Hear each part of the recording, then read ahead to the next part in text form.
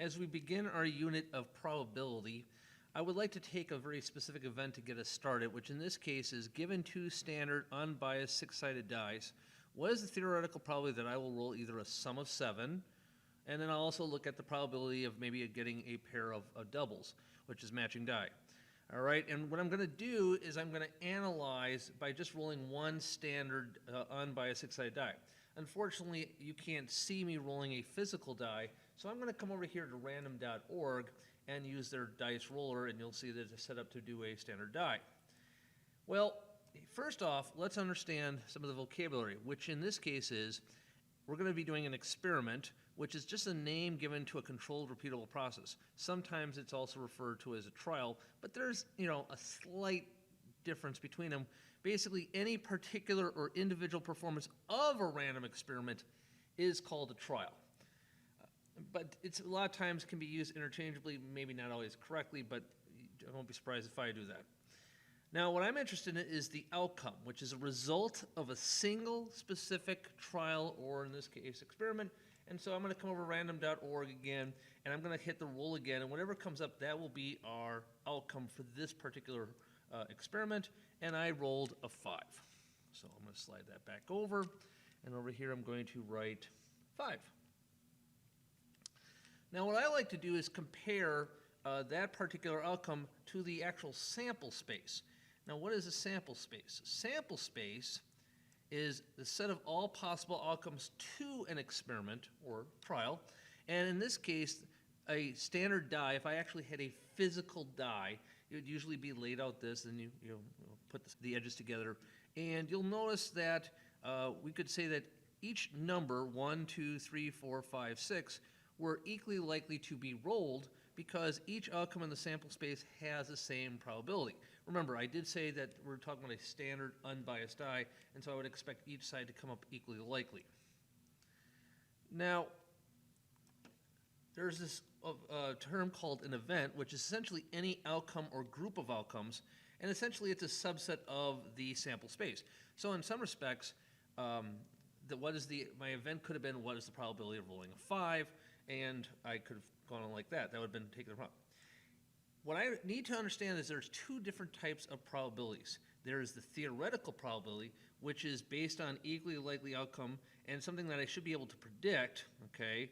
And I can compute that by essentially taking the probability of my event. Maybe I wanted to roll a 5. Maybe I wanted to roll a 1. Maybe I wanted to roll a 0.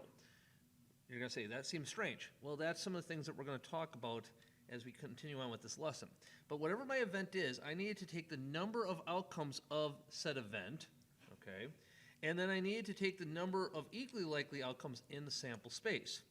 So what I'm going to do is this little probability distribution table, and that's something that we're going to see again much later on in a future lesson.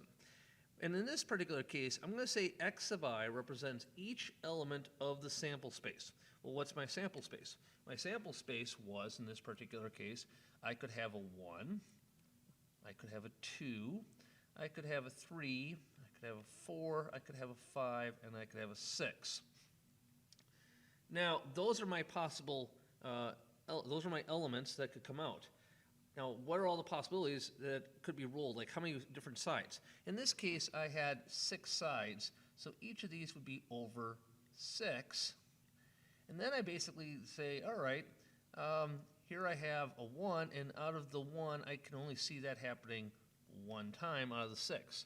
Well, that's going to be the same for all the numbers because I only see one number of each up here. So the probability of rolling a 1 is the same as probability of rolling a 5, which is the same as probability of rolling pretty much any of these 6 numbers there. And that even goes to show that it was equally likely for each event, all right? Now, as an outcome, if there were like 2 2s on this die, and again, that's going to come out in a future lesson, then the sides themselves would be equally likely, but then the theoretical probably wasn't going to be equally likely. And we'll get into all those little details a little later. Don't mean to get you all confused like this. But just emphasize again, you want this to represent your sample space. And that's a vocabulary term that I'm going to keep referring to quite often throughout the unit. So now I'm going to do the same event, which is essentially re-roll the die, and I'm going to take a look at our new outcome here. So let's come over here, and I'm going to hit roll again, and I rolled a 2. All right, so our new event is I rolled a 2. Now for each trial, we either had a success or failure in achieving our event. And it says our latest trial says that I was successful, I had a success for rolling a sum of 7 because I had a 5 plus 2, and I did get my 7. But in the situation here, I had a failure to roll doubles because 5 did not equal 2. Let me just slide that over a little bit, a little center. And that will be one of our another emphasis is like looking at success and failures because those are complementary events. And again, I'm just throwing out a lot of vocabulary terms right away at the beginning, but we'll get to establish those as we continue on. So what my question is given 2 standard unbiased 6-sided dice, what is the theoretical probability that I will roll a sum of 7 or and I will roll a pair of doubles, which is again the matching die. Now at this point, if this was in my classroom time, I would be giving you as a student a few minutes to literally write out all the whole entire sample space of rolling 2 dice. And what I would give you as advice is that first thing is, I would suggest that you would start writing down 1, 1, 2, 1, 3, 1. So in the little space here, the idea would be a student would be going, okay, so I got 1, 1, and that would be each die. I'm not going to put the boxes around each one, but it gives you the idea. And then there would be another one that is 1, 2, oh, sorry, I guess if I'm looking at it this way, 2, 1. Now, the question usually that comes up here is, does it matter if it's 2, 1 or 1, 2? And I'm not going to answer that right now because that's part of the discussion. But the idea is you would keep writing out all sample space, and then I would ask you to then go ahead and, let's say, circle all the ones that would be maybe a sum of 7. Maybe I would circle them in blue, or I would circle all the ones that are doubles that were in green. And the idea is that the ones that I would circle would represent, the numerator, and then all the possibilities that I would write out would be the denominator.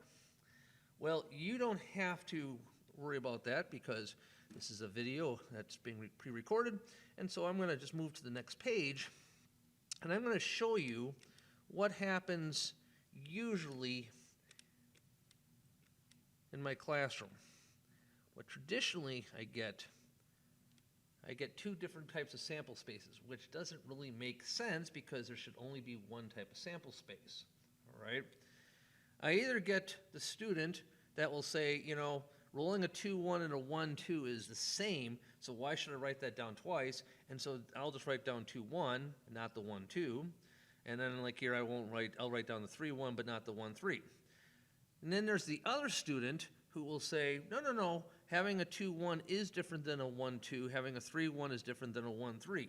And so in this particular case, I can see on the left that there would have been 21 different dice rolls, okay? And of that, a sum of 7 would be the ones that add up to 7. So that would be this one right here, this one right here, and this one right here. And since I count that there were 3, all right, I would say it's 3 over 21, which is the same as 1/7. Now I'm going to just tell you, I know a lot of times we want you to simplify your fractions.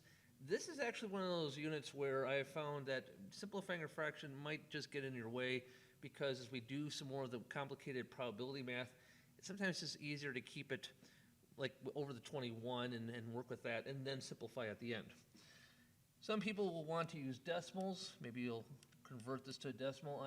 To 5 decimal places, I have 0.14285, which essentially works out to be 14.3% roughly. Now, if I was rolling doubles, there we go. There's my color scheme. And then down here, I would be putting 6/21. And that's essentially double what I just have up here, so that would make that 2/7, or if you're doing the decimal approximation, 0.28571, if rounded to 5 decimal places, or 28.6% roughly. Well, let's take a look to see what would have happened if I thought that 2-1 was different than 1-2. For a roll of sum of 7, then I would be, not only I'd be circling the 6-1, I'd be circling the 1-6. The 5-2 would require me also to circle the 2-5. The 4-3 would require me to circle the 3-4. And I would have 6 out of 36 possibilities, which is 1-6, or essentially 0.16 repeating, which is 16.7% approximately. The doubles are not different than before. We still have the same 6 numbers. The only difference is it's over 36, which means rolling a sum of 7 and rolling doubles actually has the same probability for the circumstances. So which one is correct? Well, that's where I'm going to bring up a different type of probability. Okay, so let me slide this up here so that you understand where we're going with this. All right, there we go. Aha! We can't have 2 different probabilities for the same event under the same conditions. So let's go look at a simulation. Essentially, I decided to do this event over and over and over again with 2 unbiased standard die. Now, I didn't have time to do 100 trials by myself, and that meant definitely not 1,000 or 10,000 or 100,000 or a million.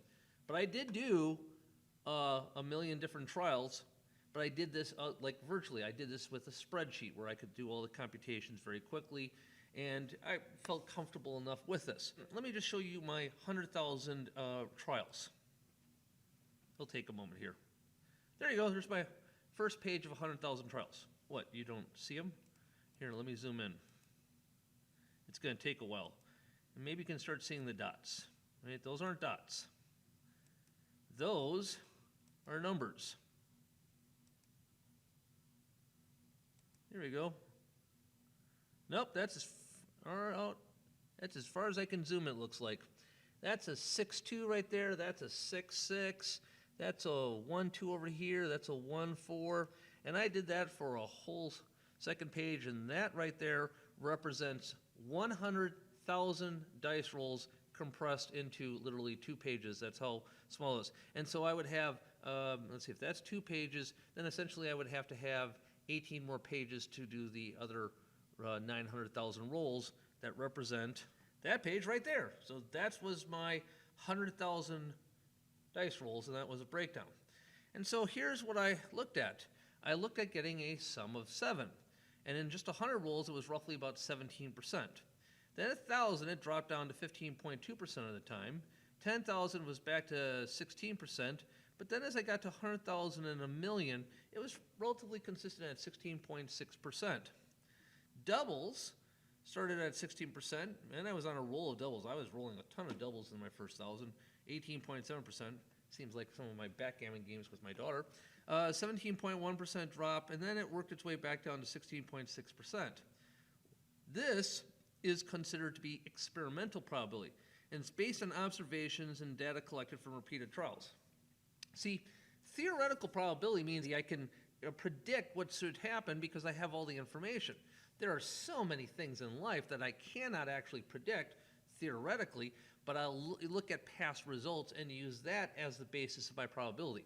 For instance, my free throw shooting percentage. The experimental probability of events is the number of times an event occurs. Sound familiar? Okay, except our theoretical was the number of times something in the sample space occurred versus the number of trials in the experiment. So let's cut to the chase. Which of the 2 options theoretical probabilities best matched up to our experimental probabilities, and why? And so I'm going to jump past these numbers, and I'm going to come to this page, and let's get down to this fact. It was the option on the right, all right? And here's the reason. If we were to distinguish the two standard dice in the case below with color, so what I've done is I've decided to make all my left die black and all my right die white, you would notice that a black 1, white 6 is not going to be the same as a black 6, white 1. They would have to be different. Now, a black 1, white 1 doesn't matter which side I would roll. If all of a sudden the white 1 would show up on the left side and the black 1 would show up on the right side, it's still black 1, white 1, and it would just be this one. So that's why I only write 1. But I would definitely have a different situation with the black 6 and the white 1 and the black 1 and the white 6. So the one choice on the right was the correct one, because to find my sum of 7, I would be rolling this diagonal's worth of pairs on my dice, which again is 6 out of 36, or 1/6, which, there we go, let's fix it up, which when written as a decimal is 0.16 repeating, or 16.7% approximately, just like I would go ahead and roll these 6 pairs of dice for my doubles, which again is also 16.7%. I can go ahead and do this for other probabilities as well. Let's say, for instance, I want to roll, let's say, a probability of rolling a sum of, let's say, 10. I could go through my dice and go ahead and say that's a 6 and a 4, so it'd be this one, and this one. And I could then say, hey, I have 3 out of 36 possibilities. That is the same as essentially 1/12. And we could then go ahead and find out that that would actually be half of 0.16 repeating, so 0.083 repeating, which then means 8.3%. And I could do different variations. I could say, all right, what's the probability of having at least a 1 in the roll? And I could go through the dice, and I go 1, 2, 3, 4, 5, 6, and then I'd have to go, and I can't double count that one, so, because that'd be fair, but I could count that 1, 7, 8, 9, 10, 11, and I could say 11 out of 36. But that's going to get into some of our probability math rules, and we'll deal with that a little later. Where confusion sets in is when I have multiple experiments and sample spaces in action. I'm going to show you 3 different experiments. Experiment A is pretty straightforward. Each individual die, both the black die and the white die sample space is 1, 2, 3, 4, 5, 6, and they happen to both be equally likely to be rolled, and they're unbiased. All right, so that seems to be fair enough. Experiment B is when I show you all 36 possible outcomes of both dice being rolled at the same time, and you can see that they're all equally likely to occur. So the chances of rolling a 1/6 is equally likely to be occurred as rolling a 6/1, which is equally likely being rolled a 4/6, which is equally likely being rolled a 3/3, which is equally likely being rolled a 1/4. You get the idea. And yet, in a third experiment, I want to find the sum of the 2 standard dice rolls, meaning now my outcomes aren't going to be necessarily these, the 1/6, the 2/6, the 3/6. My outcomes are the sums, which means it would be 2, 3, 4, 5, 6, 7, 8, 9, 10, 11, and 12. But they still have to come from these dice rolls. Okay? And so what happens is experiment C is being based off experiment B, the pair of 2 dice being rolled at the same time. And that experiment B is actually based off of experiment A, which is just rolling the individual die. Here I rolled the black die, here I rolled the white die. I took the 2 dice, put them together, that's experiment B. Now I'm taking the results of experiment B and now kind of creating a whole new situation. And that's where confusion begins to set in, because it is not equally likely to roll a sum of 7 as it is to roll a sum of 2 or a sum of 12. And if you've ever played Catan or craps or just a board game that involves 2 dice, you should know that there's certain numbers that seem to occur more often than the others. And so what happens is I have to realize that a sum of 7, based on the results that I did before, is 6 out of 36.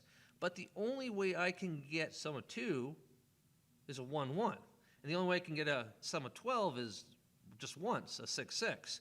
And so those numbers only have a 1 out of 36 chance compared to a 7, which has 6 out of 36 chance.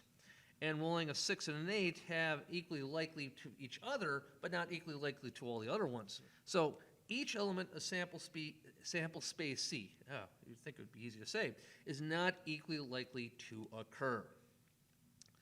A few side notes. First off, something we're going to come back to is that if you do add up all the probabilities in a sample space, and you've made sure you've exhausted them all, it better add up to 1. So we want 1 to be our, like, this means I've covered everything, and we're going to get into that very, very soon. And the probabilities for doubles is not necessarily going to be included in this experiment C because it was about sums not matching dice. Now you're changing the whole parameters, and so I'm not going to include that. We're looking at sums, and sums have nothing to do with doubles. So as we get to the last page of what I want to do for this particular part of the lesson, I would like to take a look at some other experiments where the dice may not always be exactly the same as it was before.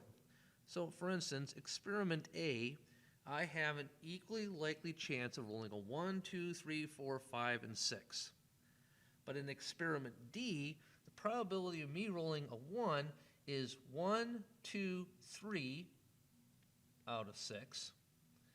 The probability of me rolling a 2 happens to be, well, 0 out of 6. Now rolling a 3 is going to be 2 out of 6. And you'll see I have the same issue for both 4 and 5 as I did with 2. There are no 4s and no 5s on the die, but there is still 1 6. And if you do add up all the probabilities, you will still see I get 6 out of 6. I may be jumping the gun down here, but you can kind of see where I'm coming from. More times than not, when I have 0 over 6, I might just say my probability is 0. And let's be also clear, I probably would not have included any of this in my distribution table because it was never part of my sample space. I knew that. So a lot of times we don't include elements that are not part of the sample space because they're not part of the sample space. So there's a lot of numbers here I wouldn't need because in this particular case, rolling a 1, well, I should always be able to roll a 1 because it's 6 out of 6. All these other ones would be 0 because there is none of those possibilities. So again, I probably shouldn't necessarily need to write all that down. And to simplify that, I might have just simply said 1. And that leads us to one of our first things that we have to make sure we understand. All probabilities for an event A, whatever that event A being, not experiment A, just event A, which could be rolling a 2 or rolling a 5 or rolling whatever you choose, okay, or choose to do, all right, has to fall between 0 and 1. If you have a probability of your event and it's equal to 0, it's essentially an impossible event, all right? There is no way of being able to do this. So in my case, rolling a 2 on either experiment D or experiment E would definitely be an impossible event if those were my dice. On the other hand, if I do have a probability of 1, then I know that that is going to be a sure event, and that would be a perfect example would be rolling a 1 on the one die that has all 6. The last part of this little lesson is being able to do some different probabilities in talking about some of the vocabulary terms. But to be able to see that, I'm going to have to zoom out a little bit, and even then, let's do that. We'll do our best to make sense, okay? I'm not going to worry so much about the standard 6-sided die. I think we're comfortable enough with that to do that, but I'll keep the experiment D and experiment E up here. And let's talk about some of our final vocabulary terms, and let's look at some of the notation. Up here it says, I want my event to be rolling a 3 on a die. And this is basically saying, what is the probability of rolling event T, which in this case is rolling a 3? And I know that in experiment A, I can roll it 1/6 of the time. Now, if I want to know what the probability of not rolling my event is, in this case, not rolling a 3, the easiest way to do this is realize that if I look at all the possibilities, which should represent 100% or 1, I should just subtract my 1/6, the probability of rolling t, and that would give me the probability of 5/6. These two events would be complements to each other. I had mentioned that word earlier, complementary events, success, failure. You could think of probability of t being the success, and the probability of not t could have been like the failure. And probability of success and failure should add up to 1. Let's do this instead. Let's go do experiment D and talk about these vocabulary terms before we move down to here. Experiment D is where I would be looking at the probability of rolling a 3. And so I saw that I had 2 out of 6, which in this case is 1/3. And so if I was trying to figure this out, I think I would just simply go 1 minus, oh, not that number, 1 minus 2/6, which would in this case be 4/6, or you could say 2/3. Finally, if you get to probability t for the experiment, the third experiment, which in this case is the dice with all 1s, you're going to find immediately that there's 0 probability that that's going to happen, which means the probability of not rolling a 3 is definitely going to happen, which is 1. Let's move on to the word odds. Odds sometimes is used interchangeably with probability. I see that with lottery tickets and all. That's mathematically not the same word. If we're going to do it in my class and continue to use it, we're going to use the proper term, which is, especially there's a difference of odds in favor and then there's odds against. Odds in favor of an event is what's the number of ways that the outcome can occur. So if I go back to my standard 6-sided die, I would know that there's 1 3 on the die. But if I was to do what are all the possibilities of, or how many different ways can I roll a die with it not being a 3, there were 5 ways, that would be the odds. Now, I don't normally like writing as a fraction. That doesn't mean I won't write as a fraction. And sometimes we distinguish odds by using colons. We might say 1:5, or we might even just simply say 1 to 5. So over here, if I was trying to do odds in favor of rolling a 3, I know that on this die there were 2 spots where I could roll a 3, but there were 4 spots that did not. So in this case, it's kind of weird to say, but my odds would be 1/2. And that's one of the reasons why I don't like to say that too often. I might say 2:4, or 2 to 4, or 1 to 2 if you want to write it like that, 1 to 2.